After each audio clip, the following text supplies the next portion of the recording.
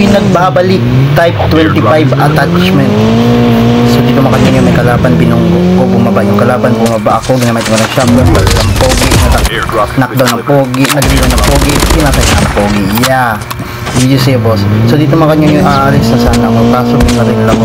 Siyempre wala tayong magawa dyan, balikan na natin yan.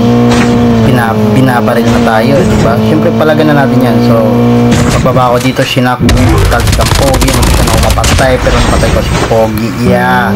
So dito makanya yung pagpunta ko dito, uy may tao, nabunggo ko yung tao, so meron pang isang pa dito, ayun, bumaba ko, shinak ko yung pogi, talis ng pogi, knockdown ng pogi, tinulo yan ng pogi, yeah.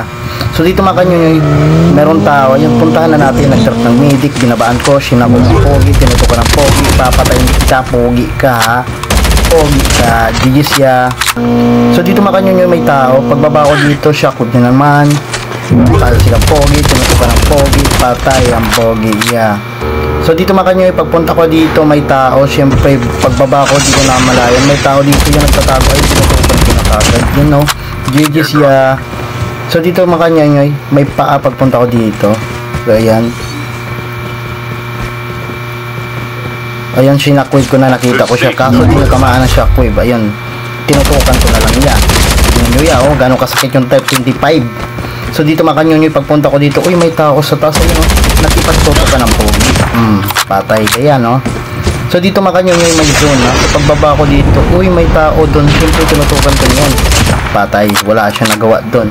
So pagpunta ko dito, uy may tao rin nagtatago. So sinackwave ko na yan, binabaan ko na yan, tapos ang pogi, tinutukan ng pogi, tumukuha ang pogi, kaso patay pa rin si pogi, yeah.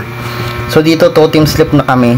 So yan, hinintay ko lang yung shockwave ko. So pag silip ko dito, uy may tao, ginamitan ako ng drone niya, syempre shockwave ko na yan yan para makansip. Tapos silang pogi, may kakampisan, tinutukan ko, patay silang dalawa, GG's yeah.